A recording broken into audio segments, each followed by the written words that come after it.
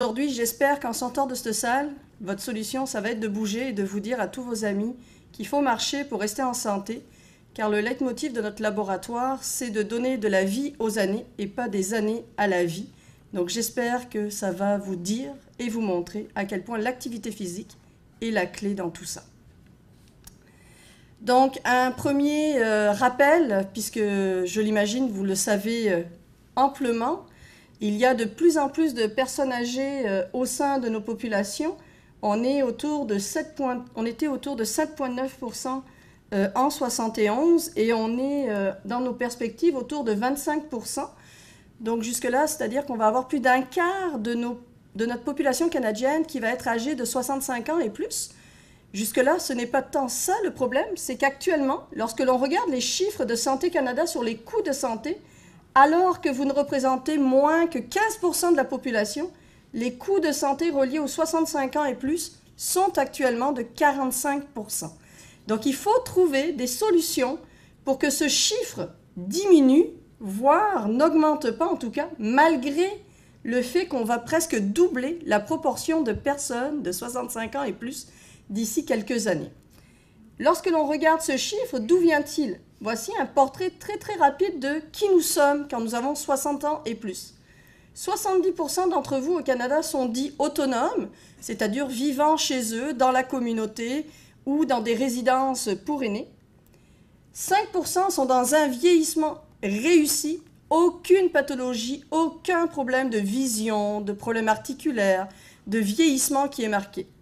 Et finalement, nous avons autour de 25%, et ce chiffre, dans les perspectives, vont être encore plus grands dans les années, c'est ce qui nous intéresse. Il va y avoir 25% de personnes dites fragiles, c'est-à-dire qui vont avoir de plus grandes difficultés à faire leurs activités de la vie quotidienne, prendre les courses, faire une marche, aller jusqu'à chez le pharmacien, aller faire ses courses, laver son linge, etc. Il faut donc trouver des solutions pour que cette proportion de personnes ne soit pas grandissante. Pourquoi? Parce que quand on regarde les chiffres actuels rendus par Statistique Canada, on a 63 ans en moyenne chez la femme et 62 ans chez l'homme de vie sans incapacité, c'est-à-dire sans problème de santé, mais on a 21 ans et 16 ans pour les hommes de vie avec des problèmes de mobilité, d'incapacité ou de handicap. Ça veut dire qu'on passe plus de 25% de notre vie avec des problèmes, et que ce temps-là, généralement, il est fait après la retraite. Ça veut dire que ça vous touche directement. Et dans les temps d'incapacité, vous allez passer après la retraite plus de 50% de votre temps, selon Santé Canada, avec des incapacités. Donc, c'est à nous de trouver des solutions pour vous, pour que ce temps-là devienne zéro, si on est utopique, mais en tout cas se réduise et vous permette d'avoir un beau vieillissement. La plus grande problématique sur laquelle on travaille et pourquoi on veut réduire la mobilité et les incapacités, c'est parce qu'une des conséquences de tout ça, c'est les chutes. 42% des cas des chutes ne se font que lorsque l'on marche, de façon générique, à tous les jours. Elles se font généralement pour 50% du temps au sein de votre domicile. Elles touchent un tiers des gens de 65 ans et plus, une personne sur deux quand vous avez 80 ans. Jusque-là, les chiffres, c'est pas très grave, mais c'est les conséquences qui sont dramatiques. 12 000 décès par an au Québec, 2 milliards de dollars par an de coûts de santé reliés seulement aux chutes au Canada, et c'est la première cause d'hospitalisation à l'intérieur de notre système de santé. Heureusement, la science se multiplie et se développe, et nous savons quels sont les facteurs qui causent ces chutes. La première et l'une des plus importantes, et vous allez voir, je vais beaucoup insister là-dessus, c'est la perte de force musculaire avec l'âge. C'est aussi la perte de masse musculaire. Le fait que, puisqu'on perd du muscle et qu'on perd de la force, on va gagner un peu de gras et donc de l'obésité. On va aussi diminuer notre santé cardio-respiratoire ou cardiovasculaire, donc avoir plus de difficultés, se sentir plus essoufflé quand on marche. On va diminuer notre vitesse de marche, la façon dont on marche, la vitesse. Vous allez voir, je vais essayer aujourd'hui de vous expliquer à quel point elle est importante, mais c'est un prédicteur très important. Nos médecins, nos gériatres l'utilisent comme un prédicteur de mortalité, de morbidité. Donc cette vitesse-là, on essaye de travailler dessus. Bien sûr, l'inactivité physique, elle fait directement partie. Et finalement, notre perte d'équilibre. Dans un vieillissement normal, que vous soyez chuteur ou non, que vous soyez un homme ou une femme, vous allez tous connaître, dès l'âge de 60 ans, une perte de masse, une perte de force et un gain de masse grasse.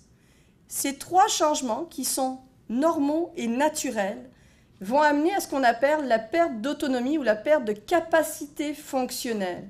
Et c'est cet ensemble-là qui amène aux chutes. C'est pour ça que le chiffre 1 sur 3 ou 1 sur 2 est grand, parce qu'il fait partie du processus naturel. Quand l'on regarde à l'intérieur de ça, j'aime toujours mettre l'accent sur le fait que ce n'est pas l'âge biologique, l'âge chronologique, excusez-moi, qui est important, mais bien l'âge biologique. Parce qu'en fait, quand on regarde le lien entre la qualité musculaire, donc qui est la force que vous avez dans vos muscles, et les capacités physiques, on s'aperçoit que le lien, le fait de perdre de la qualité et avoir des mauvaises fonctions physiques, donc ne pas pouvoir se bouger, est plus grand dès l'âge de 60 ans. Donc dès 60 ans, cette relation est encore plus vraie, et elle est encore plus vraie à 70 ans, et vraiment la relation est linéaire à partir de 80 ans. Elle l'est aussi au niveau de l'âge biologique, mais il est dépendant de votre force musculaire.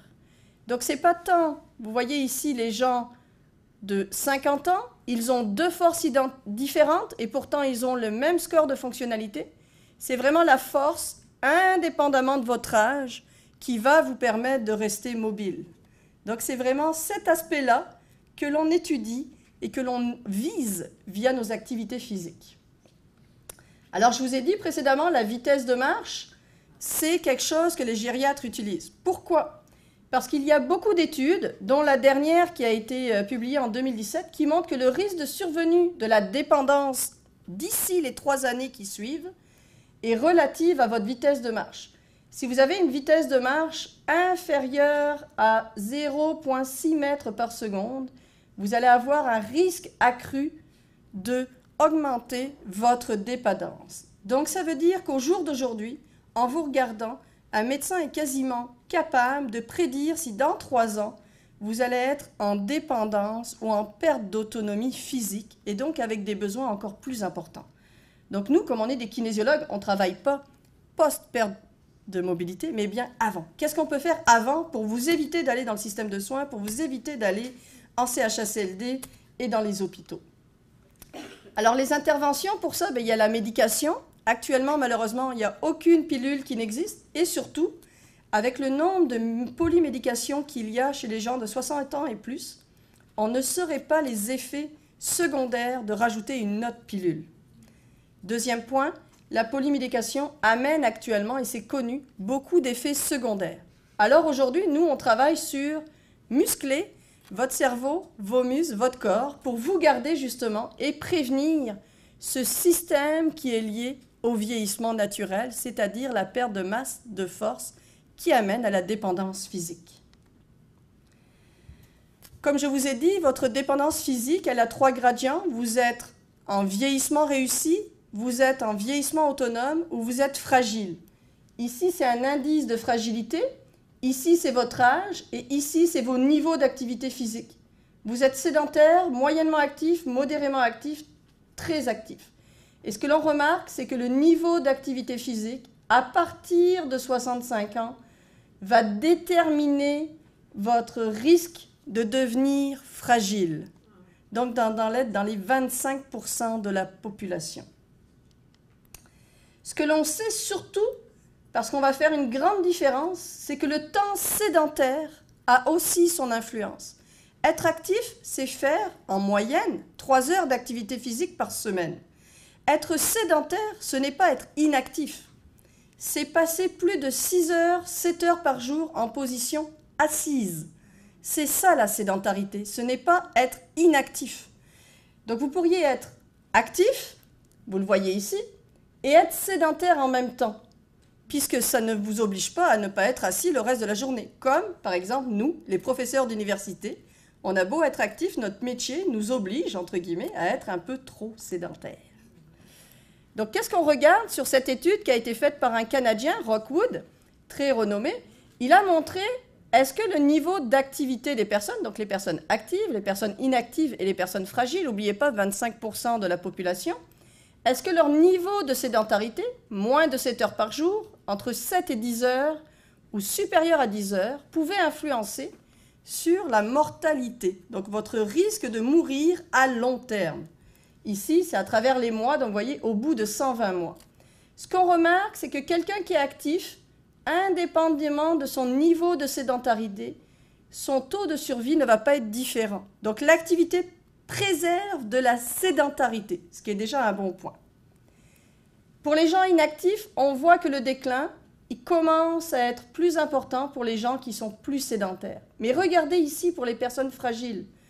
Le taux de risque de mortalité est 70 fois plus élevé chez les gens qui sont sédentaires, supérieurs à 10 heures par jour et fragiles, contre à peu près 25% plus de risque pour ceux qui sont fragiles et légèrement sédentaires.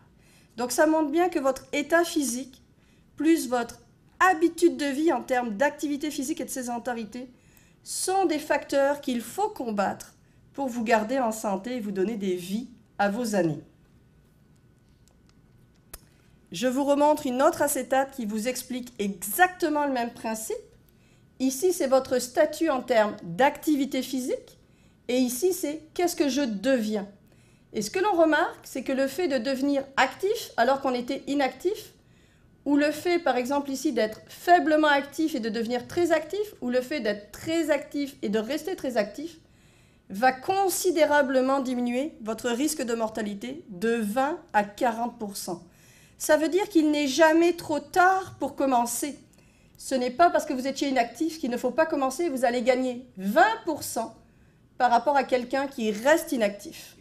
Et si vous étiez faiblement actif, vous allez encore gagner 20% de vie si vous devenez actif. Et finalement, si vous avez toujours été actif et que vous le restez, vous allez avoir 40% plus de chances de vivre longtemps et en bonne santé que ceux qui sont inactifs et qui le restent.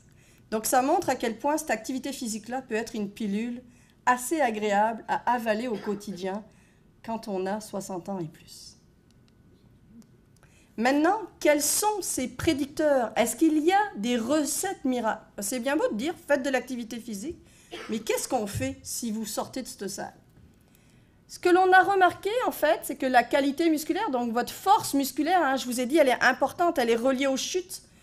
Plus on est actif, et plus elle va être préservée. Regardez, ce sont des gens, ça fait 480 mois, donc ça fait longtemps qu'ils sont actifs, mais leur niveau d'activité de force ne diminue pas ou presque pas, et ce, qu'ils aient 50 ans, donc aucun problème d'âge, ou 80 ans, le pourcentage est différent. Par contre, si vous êtes inactif, à 50 ans, vous n'avez pas ou peu d'effet, mais regardez à 80 ans, l'état de la force, elle est quasiment faible, voire nulle. Donc ça montre bien que garder cette habitude dans votre vie à tous les jours, même s'il n'est jamais trop tard, est essentiel pour vous garder mobile. Alors on vient de dire, être actif, c'est important pour garder la vitesse de marche, mais quels sont les paramètres que je dois garder quand je m'entraîne pour être en forme? Alors je vous ai dit qu'il y avait des prédicteurs sur la chute qui étaient la force, qui était la masse, qui était la masse grasse ou l'obésité que l'on mesure avec l'indice de masse corporelle. Et en fait, le seul prédicteur qui est vraiment important dans la relation être actif et garder une bonne vitesse de marche, c'est la force musculaire. Ça veut dire que vos entraînements, si vous voulez les savoir s'ils sont utiles pour vous garder mobile, en santé physique ou vous permettre de rester chez vous, doivent avoir un effet sur votre force musculaire. Pas sur votre masse. Je ne vous demande pas de grossir. Je vous demande d'avoir un muscle qui est fort, qui vous permette de soulever des forces, soulever des courses, tourner correctement quelque chose, etc. Je vous remontre pareil. C'est d'une autre étude qui appuie en fait, ce que je viens de vous expliquer. Les gens qui ont diminué leur niveau d'activité par rapport à il y a 9 ans, les gens qui ont maintenu leur niveau d'activité physique, puis les gens qui ont augmenté leur niveau d'activité physique comparativement à il y a 9 ans. Mais en fait, ce qu'on s'aperçoit, si on regarde la vitesse de marche, c'est que les gens qui sont devenus actifs ont peu perdu de vitesse de marche. Les gens qui sont restés modérément actifs et qui sont maintenus ont peu perdu. Par contre, ceux qui ont diminué leur activité physique ont perdu. Alors cette étude-là, elle nous montre qu'il y a un cercle vicieux très net entre activité physique, sédentarité et la perte de mobilité. Que ça soit avec l'équilibre, ici, qui est la même chose, on voit que les risques sont un peu plus bas. Je ne rentrerai pas dans les chiffres parce que c'est un peu barbant de comprendre des fois la science, mais faites-moi confiance, je suis là en fait pour vous la traduire en d'autres mots, mais c'est ça que ça veut dire. Restez actif modérément ou augmentez votre activité physique et vous allez maintenir, après 9 ans, tous les tests qui sont liés aux chutes et à la dépendance, tels que l'équilibre, se lever ou s'asseoir d'une chaise et marcher. Alors, des fois, on ne sait pas trop bien ce que c'est être actif. Alors, un des prédicteurs qui est le plus sorti, ou qui est en tout cas le plus connu, je l'espère pour vous, c'est le nombre de pas. On dit toujours marcher, marcher au moins 10 000 pas par jour. Et en fait, ce qu'on a remarqué, c'est qu'à partir de 8 000 pas par jour, pour les gens de 60 ans et plus, on maintenait, voire on améliorait notre santé cardiovasculaire. Ça veut dire que marcher, même tous les jours pour aller un peu vers votre supermarché, votre pharmacie, votre restaurant, voir une amie, voir vos parents, venir au gym vous entraîner par exemple, va faire que votre santé cardio-respiratoire va s'améliorer ou en tout cas va rester en santé. Et n'oubliez pas, c'était un autre des prédicteurs des chutes et de la perte de mobilité. Est-ce que tout va bien jusque-là? Oui. Alors maintenant que je vous ai dit ce portrait-là, que je vous ai dit que c'était important de faire de l'activité physique, c'est quoi la recette magique? Est-ce qu'il y en a une? Puis est-ce qu'il y en a une qui est identique pour tout le monde? Donc la première chose qui est importante, c'est de savoir qu'il y a 3 catégories d'exercices. Il y a les exercices de type aérobie. Vous allez marcher, faire du tapis, faire du vélo, courir, nager. C'est des exercices de type aérobie. On fait travailler essentiellement le cœur et on essaye de sentir que nos battements cardiaques augmentent. C'est comme ça qu'on sait. Vous avez des exercices en musculation. On va prendre des poids, des élastiques. En tout cas, on va essayer de travailler avec une petite résistance pour augmenter la force musculaire, bien sûr. Et finalement, la dernière partie, c'est les exercices de corps et esprit qui commencent à être de plus en plus populaires. Le tai chi, le yoga, le pilates. Donc, je vais vous parler aussi de cette partie-là. Par contre, quand on regarde le portrait, je peux comprendre qu'on n'est pas très bon en termes d'activité physique parce que, alors que je viens de vous dire que le vieillissement était lié à des pertes de masse musculaire, des pertes de force, des gains, des défauts, etc., on a les mêmes recommandations entre vous et moi aujourd'hui. Or, on n'est peut-être pas les mêmes. Donc, notre laboratoire, c'est à ça qu'il travaille. C'est à trouver des recommandations spécifiques pour des solutions uniques pour vous garder en santé et autonome. Alors, le premier portrait que je vais vous montrer de nos travaux, c'est est-ce que l'activité physique libre, c'est-à-dire que vous faites de façon volontaire, peut avoir un effet ou a un effet? Parce que comme vous venez de le voir, il n'y a pas de recommandation. Donc, qu'est-ce que nous, on est allé voir? Donc, au niveau de l'exercice physique en musculation, si vous le savez un petit peu, je ne sais pas, ça améliore légèrement la santé cardio-respiratoire. Ce n'est pas grâce à ça qu'on le fait de façon générale. Par contre, ça améliore beaucoup la force et beaucoup les capacités fonctionnelles, c'est-à-dire l'équilibre, la vitesse de marche, se lever d'une chaise. Et d'ailleurs, notre étude a montré que chez des gens qui allaient volontairement dans les YMCA du Québec à Montréal et qui faisaient des exercices en résistance, indépendamment de leur âge, leur force musculaire s'améliorait dans le temps. Ça veut dire que pratiquer des exercices en résistance, c'est bon, même si vous le faites sans aucun guideline spécifique, des recommandations spécifiques, excusez mon anglicisme, vous allez quand même préserver votre force. N'oubliez pas, la force, la force, la force. Alors après cet exercice en musculation, vous avez la deuxième catégorie dont je vous ai parlé, excusez-moi, les exercices aérobie. Alors les exercices aérobie, je vous ai dit, la façon de savoir, c'est que votre cœur bat de plus en plus vite. Donc il est très bon pour la santé cardio-respiratoire. Il n'a peu ou pas d'effet, en tout cas pour le muscle. Il a légèrement des effets sur la force et beaucoup, un petit peu d'effets en tout cas, sur la vitesse de marche, l'équilibre ou la mobilité. Ça, c'est ce qui était connu. Par contre, dans notre étude, ce que l'on a montré, parce que les gens généralement n'aiment pas trop faire de musculation, surtout les dames, quand on leur demande les barrières, on s'est aperçu, et ça c'est une bonne nouvelle, c'est qu'à partir de 65 ans, donc après cette barre ici, on a une relation positive entre le fait de faire des exercices aérobies et le fait d'améliorer sa force musculaire. Donc il semblerait que quand on regarde la littérature de façon générale, on nous dit « oui, ça marche légèrement ». Mais en fait, chez des gens volontairement actifs qui en font de façon naturelle, dès 65 ans, l'activité de type aérobie peut être une bonne activité pour maintenir sa force musculaire. Donc vous n'êtes pas obligés, mesdames et messieurs, de soulever des poids pour rester avec de la force. Ça, c'est la bonne nouvelle. Et ça a été la nouveauté de notre étude qui a été l'une des premières à montrer ça. D'ailleurs, lorsque l'on regarde la dernière méta-analyse qui est sortie dernièrement, c'est-à-dire qu'elle regroupe toutes les études qui ont été faites sur l'exercice, elle le montre. Que ce soit des exercices multiples, c'est-à-dire qu'on rajoute de l'aérobie et par exemple de la résistance, que ce soit des exercices en musculation ou que ce soit des exercices de corps et esprit. Les 3 exercices, quand c'est des interventions en laboratoire, vont avoir un effet significatif et positif sur la préservation de la vitesse de marche. Donc, activez-vous, indépendamment du niveau, du type d'activité physique, ça marche, ça va vous permettre de vous maintenir. Ça, par contre, c'est chez monsieur et madame tout le monde quand on regarde un portrait global. On est sur 1000, 2000, 3000 personnes. Néanmoins, si vous tournez la tête avec votre voisin ou votre voisine, vous ne vous ressemblez pas. Et donc, nous, dans notre laboratoire, c'est est-ce qu'il faut la même recette pour tout le monde et est-ce que c'est la même réponse? Pourquoi moi, quand je fais de l'aérobie versus ma voisine, je ne perds pas de gras, mais elle en perd?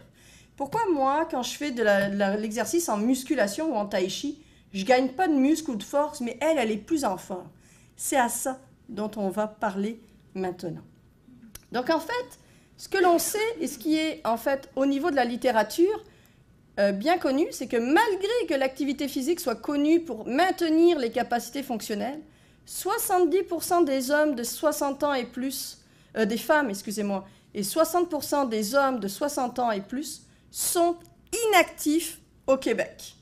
Ça veut dire que dans la salle ici, il y a 3 femmes sur 10 et 4 hommes sur 10. Ben aujourd'hui, j'ai peut-être triché parce que j'ai certains de mes participants qui sont là, mais disons que normalement, 4 hommes sur 10 et seulement 3 femmes sur 10 répondent à la question, au critère, faire 3 heures au minimum d'activité par semaine.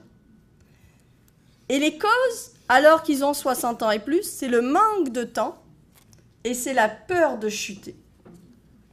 Donc, on travaille à trouver des solutions à cet effet. Donc, je vais maintenant vous montrer ce que l'on fait au sein de notre laboratoire et plus dans la vraie vie pour avoir les recettes miracles.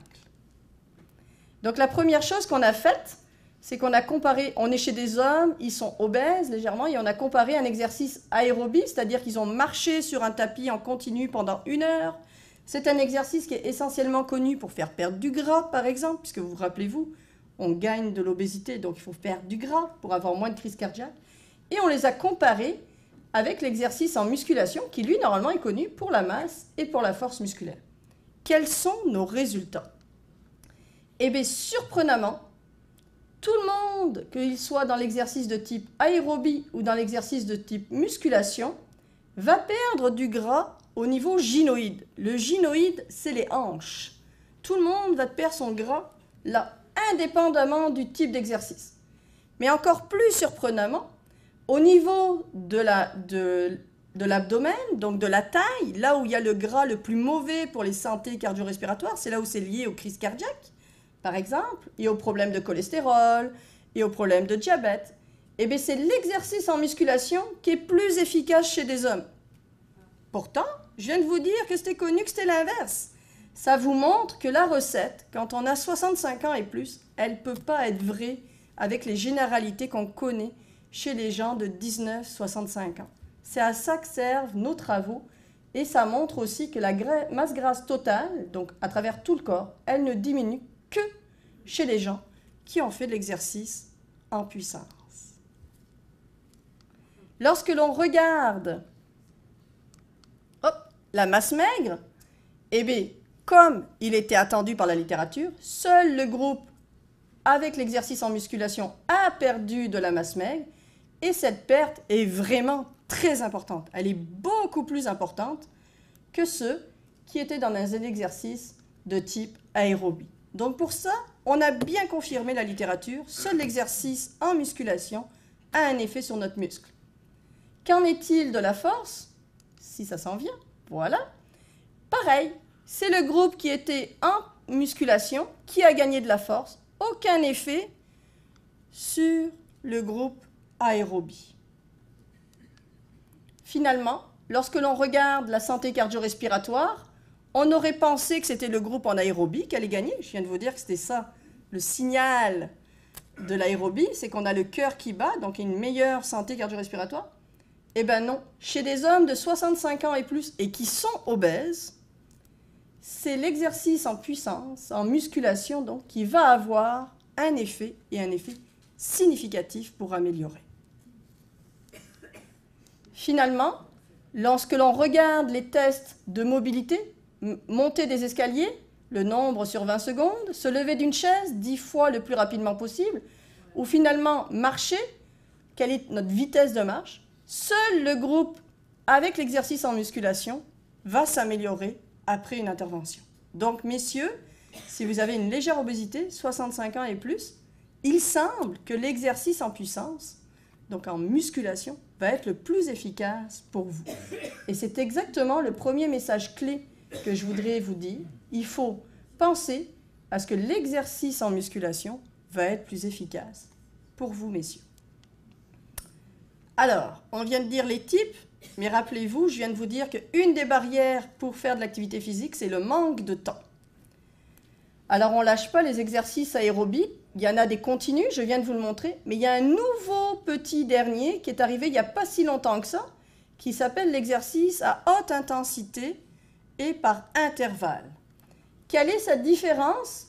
C'est que lui, il prend la moitié du temps que lui à faire. Ici, vous en avez pour 1 heure à une vitesse modérée. Ici, vous en avez pour 30 minutes. On a inclus des hommes et des femmes, donc ça veut dire que tout le monde dans l'audience est concerné. Et je vais vous montrer les effets sur les fameux prédicteurs des chutes et de la mobilité. La masse grasse, la santé cardio-respiratoire, la masse musculaire et la force. Alors, qu'en est-il? Ce que l'on s'aperçoit, que vous soyez en exercice continu ou en exercice de type haute intensité, les deux groupes, que vous soyez femme ou homme, allez perdre du gras au niveau des hanches et allez perdre du gras total. Donc ça montre que les deux exercices marchent quand on mélange hommes et femmes. Par contre, ce que l'on s'aperçoit, c'est que le groupe qui a, je vais essayer de vous aider ici, qui est en haute intensité, ici en fait c'est les données des gens, à chaque fois que vous voyez les ronds-points, c'est les données des gens au début de l'intervention, puis ici c'est les données des gens dans le groupe par exemple HIIT, donc haute intensité, post-intervention. Et là c'est pareil, mais pour ceux qui sont en continu. Donc à chaque fois je vous montre les vraies valeurs. D'accord? Et ce que l'on remarque, c'est que le test de 6 minutes marche, donc la distance qu'ils vont être capables de marcher pendant 6 minutes, ça c'est un test qu'adorent les gériatres, parce que ça permet de savoir, allez-vous être capable de rester autonome chez vous? Parce que si vous êtes capable de marcher au moins 500 mètres, ça veut dire que vous êtes capable de vous déplacer dans votre quartier, aller chercher le pain, aller faire vos courses, aller voir le voisin, aller à la pharmacie. C'est à ça que ça sert. Et plus on s'améliore, mieux c'est. Ça veut dire que plus on peut agrandir ce qu'on appelle notre sphère de mobilité, comment on se déplace à l'intérieur de notre quartier ou dans notre communauté. Parce qu'on n'a pas tous, comme à Montréal, un transport en commun. Si on habite en région, il faut savoir bien marcher un petit peu. Donc ce que l'on remarque, en fait, c'est que les deux groupes s'améliorent, mais que le groupe qui a eu 30 minutes seulement d'exercice, mais avec une certaine intensité, a amélioré significativement plus la distance après l'entraînement. Il en est de même pour la vitesse de marche. Les deux groupes se sont améliorés au niveau de la vitesse de marche, mais le groupe qui avait l'exercice le plus court, mais qui était le plus intense, a eu une meilleure amélioration. Pareil pour le nombre de fois où je peux me lever d'une chaise le plus rapidement possible. Les deux groupes s'améliorent, donc on a eu des effets pour tout le monde. Mais ces effets-là sont encore plus importants pour ceux qui ont fait 30 minutes d'exercice à une intensité un petit peu élevée. Et finalement, la même chose pour un test de vitesse de marche. Vous vous levez d'une chaise, le time up and go, c'est on se lève d'une chaise, on va marcher 3 mètres, on revient vers notre chaise et on se rassoit. Donc c'est un test qui vous montre, par exemple, je vais à ma télé, je veux aller éteindre ma télé et je reviens dans mon fauteuil, si on l'applique un peu à là-dessus. Mais en fait, les gens qui vont avoir fait du high interval training, donc du haute intensité, vont mettre moins de temps et vont être donc plus efficaces que les gens qui auront fait l'exercice de type continu pendant 1 heure. Donc, en conclusion de ce message-là, c'est que l'exercice a la même adhérence, même si cet exercice-là est dit de haute intensité, on n'a pas perdu plus de gens dans un groupe que dans un autre, parce que c'est souvent ce qui fait peur quand on dit haute intensité. Mais par contre, en plus d'avoir la même adhérence, c'est que cet exercice-là de haute intensité est plus efficace pour un temps moins important. N'oubliez pas 30 minutes versus 1 heure. 3 fois par semaine, ça veut dire que vous gagnez 1h30 par semaine à faire autre chose. C'est toujours intéressant. Alors la vie serait simple. Je viens de vous dire qu'on avait mélangé des hommes et des femmes. Mais pareil, si vous regardez vos voisins, quand on regarde le high interval training, on a voulu savoir, donc ce fameux exercice qui dure moins longtemps, est-ce que les hommes qui ont moins de gras que les femmes naturellement, puisque nous, notre gras nous sert, quand on est jeune, à avoir des bébés, c'est à ça qui nous sert, c'est pour ça qu'on en a plus. Est-ce que les hommes et les femmes répondent de la même façon? Parce que je vous ai dit, est-ce la même recette pour tout le monde? Donc c'est ça qu'on va essayer de savoir. Est-ce que, quand je dis que le high interval training, l'exercice à intensité, c'est bon pour tous, est-ce que c'est vraiment bon indépendamment des facteurs pour vous, mesdames, ou pour vous, messieurs?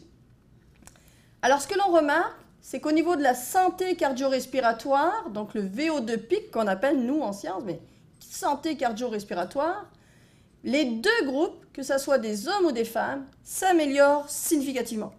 Donc, pour la santé cardio-respiratoire, il n'y a pas de différence. Autant les hommes que les femmes vont avoir des bénéfices à ce niveau-là. Et ça, c'est important, parce que la santé cardio-respiratoire vous permet de marcher plus longtemps, mais surtout, elle diminue vos risques de maladies cardiovasculaires. Maintenant, au niveau de la vitesse de marche, rappelez-vous, c'est ce que les médecins utilisent pour savoir, pour se dire à peu près, est-il à risque d'avoir des problèmes de santé.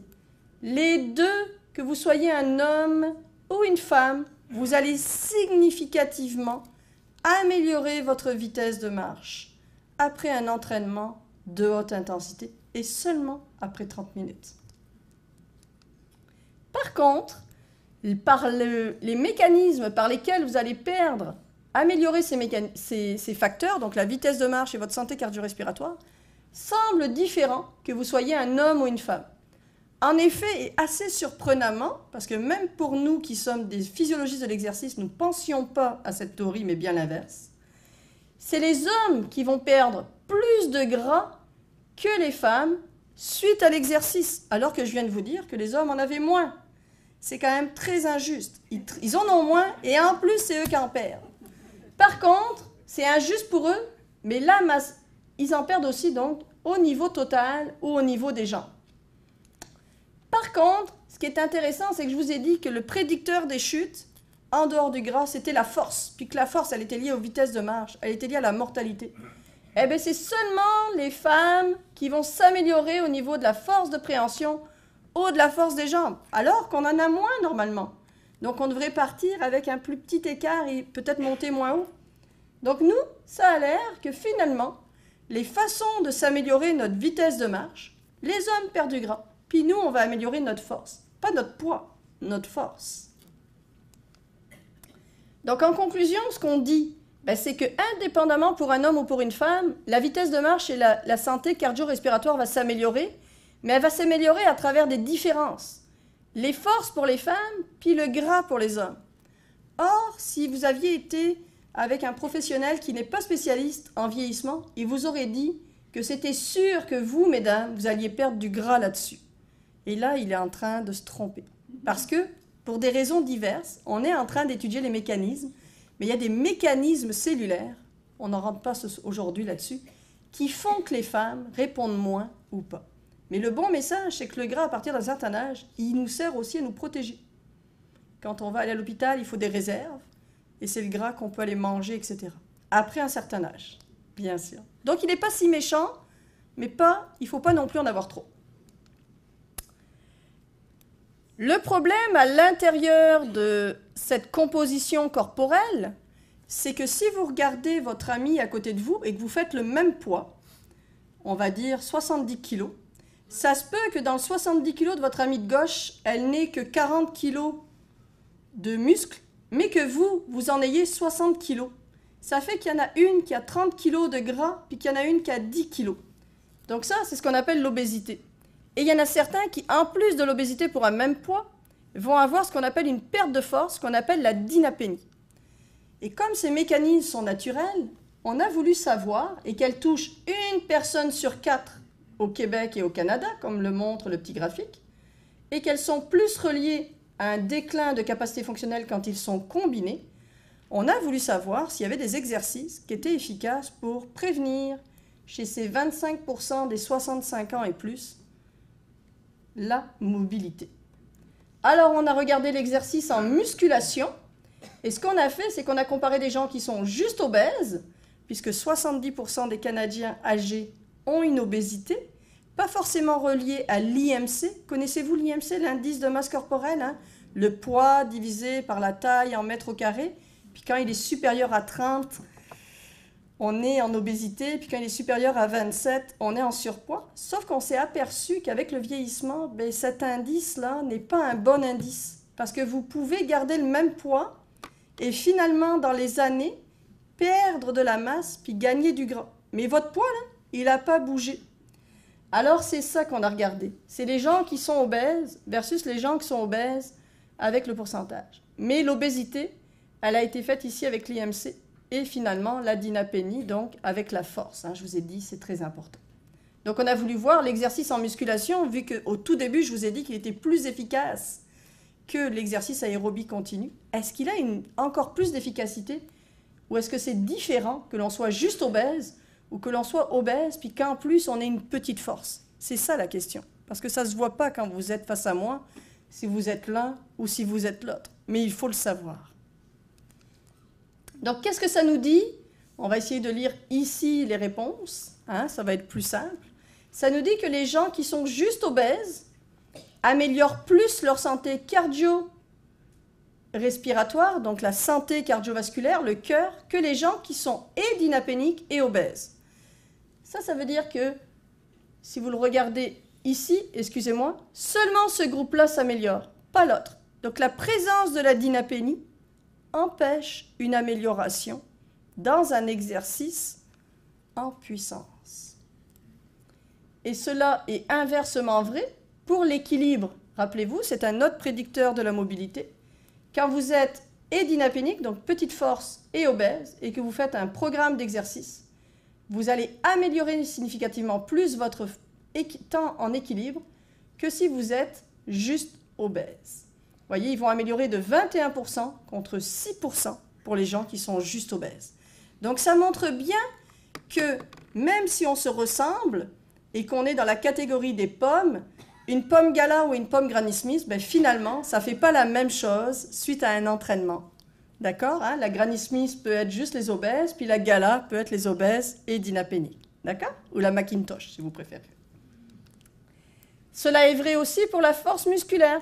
Seuls les dynapéniques obèses améliorent leur force musculaire et pas ceux qui sont juste obèses. Et inversement, seule la masse grasse est diminuée chez les gens obèses, mais pas quand vous êtes dynapénique en plus. Donc ça montre bien que le fait d'avoir une petite force et une obésité va amener des différences avec ceux qui sont juste obèses à côté de vous pour un même entraînement et un même âge. Donc c'est pour ça que c'est important de savoir qui on est et à quoi on ressemble pour vous prescrire et pour prescrire des activités physiques adaptées. Parce que sinon, on peut se tromper et on peut ne pas vous améliorer votre santé. C'est pour ça qu'il y a des spécialistes en exercice.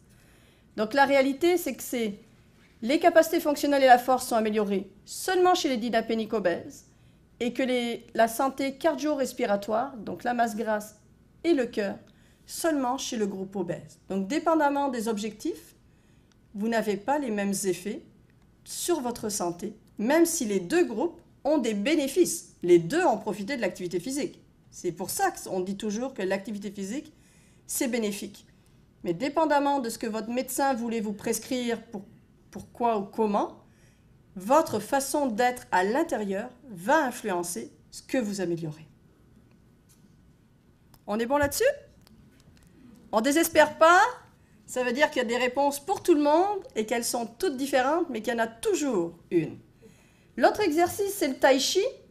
Pourquoi? Parce qu'une des raisons chez les femmes, ici je retourne chez les femmes, tout à l'heure je n'étais que chez les hommes, donc il faut bien qu'il y ait un balancement, on s'est intéressé au tai chi. Pourquoi? Parce que les raisons de ne pas faire d'activité physique chez les femmes, c'est ça muscle, c'est douloureux, et surtout ça augmente les bouffées de chaleur. Les bouffées de chaleur. Alors ici, on avait toutes des femmes qui n'avaient pas de problème de force ou des femmes qui avaient des problèmes de force. Et ce qu'on s'aperçoit, c'est que tout le monde améliore dans son temps la santé perçue. Donc, comment vous vous sentez de façon générale après votre intervention en activité physique, donc après votre programme d'activité physique. Indépendamment de votre statut, vous allez vous améliorer. Mais les gens qui étaient avec une petite force avant le programme, les femmes, se sont améliorées significativement plus leur santé perçue que le groupe qui n'avait pas de problème de santé. Donc c'est vraiment bénéfique pour tout le monde et encore plus pour ceux qui avaient un problème au départ. Au niveau de la force musculaire, rappelez-vous, c'est vraiment l'indice sur lequel vous allez avoir des problèmes de mobilité. Les femmes qui n'avaient pas de problème de force ne se sont pas améliorées. En même temps, elles n'en avaient pas, donc ce n'est pas grave, mais elles n'ont pas perdu. Et ça, c'est important. Par contre, les femmes qui étaient dynapéniques, donc avaient une perte de force, et vous voyez ici, c'était le critère clinique qu'utilisent les cliniciens pour dire si vous êtes dynapénique ou pas, elles se sont améliorées significativement, et plus de 25% d'entre elles sont même devenues non dynapéniques suite à l'intervention, et juste avec du tai chi 2 fois par semaine. Encore plus intéressant, 2 fois par semaine, 12 semaines, durant 12 semaines, elles ont toutes, indépendamment de leur statut, diminué leur pression systolique, diminué leur pression diastolique, donc bye-bye l'hypertension ou presque. Et surtout, elles ont amélioré leur test de mobilité. Se lever ou s'asseoir d'une chaise, plus 18%. Monter et descendre des escaliers, plus 13%. Et finalement, l'équilibre unipodal, donc à une jambe, plus 16%. Ça veut dire que le tai chi, c'est aussi efficace chez les femmes pour améliorer la mobilité. Et ce, même si ça paraît très doux, peu demandant, ça peut fonctionner si vous êtes une femme et que vous ne voulez pas faire des exercices en musculation ou des exercices trop demandants. Donc le tai chi, c'est bon pour la santé perçue, c'est bon pour la force, mais c'est surtout très très bon pour les capacités fonctionnelles, donc nos fameux prédicteurs de chute, et pour la pression artérielle, donc l'hypertension. En conclusion, pour cette population dite générale, si on a encore le temps, il faut avoir du plaisir quand vous faites de l'activité physique, il faut être motivé, faites ce que vous voulez, mais en sachant qui vous êtes, un homme ou une femme, une pomme ou une poire. Et si votre fonction est remplie dans votre poire, avec une force, pas de force. Toutes les recettes sont bonnes, mais elles sont spécifiques à qui vous êtes